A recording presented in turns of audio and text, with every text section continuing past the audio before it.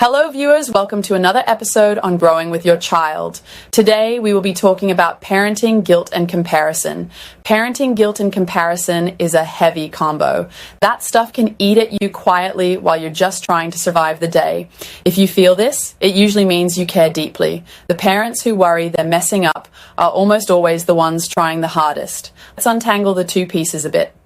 Firstly, let's talk about the comparison trap. Comparison in parenting is basically unavoidable now. Everyone's highlight reel is on display. Let me give you an illustration. You see your colleague's 3-year-old is already reading. They cook organic meals every day. The mum is so calm, but you lost it this morning.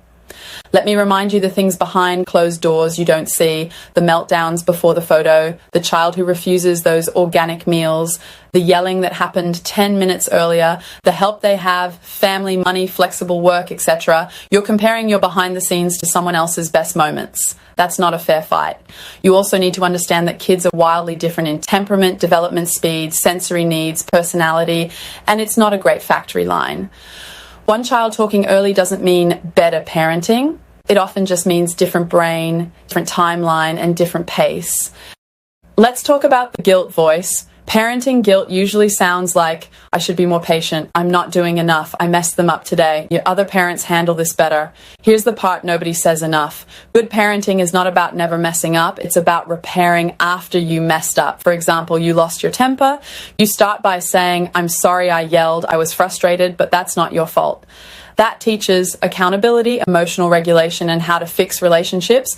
That's good parenting, not failure. You need to understand that kids don't need a perfect parent. All they need is a safe, mostly consistent, loving one who comes back after hard moments. Let's talk about why it feels so intense. You're responsible for a tiny human. Of course your brain goes, if I do this wrong, I ruin everything. But child development doesn't work like glass that shatters from one mistake. It's more like a long pattern over time. One bad day is not equal to bad childhood. One shouted moment is not equal to emotional damage. One missed activity is not equal to missed future. What matters most is, do they feel loved? Do they feel safe most of the time? Did you try again tomorrow? That's the foundation. Let's do a gentler reframe. Try shifting from, am I doing this better than other parents? To, what does my child need from me today? All some kids need is more hugs, more structure, more movement, more patience, more understanding, or more reassurance. Your job isn't to win at parenting, it's to learn, know, and understand your child. When guilt hits in the moment, these are some quick reset questions. Number 1, is this dangerous or just uncomfortable? Not every hard moment is harm. Number 2, would I judge another parent this harshly? Probably not. Number 3, what's one small repair I can do right now? A hug, calm voice, or just a, I'm here? The truth most parents need to hear. You are not behind. You are not the only one struggling. You are not ruining your child because you're tired, overwhelmed, or human.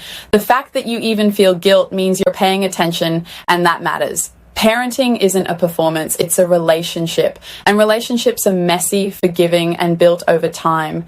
If you want to talk about what has been making you feel guilty or compare yourself or your child lately, a behavior, a moment, something you saw online, let's unpack that piece together. Do well to drop a comment at the bottom of this video. Finally, always remember, when it comes to children, it's a magical world, and every moment is magical.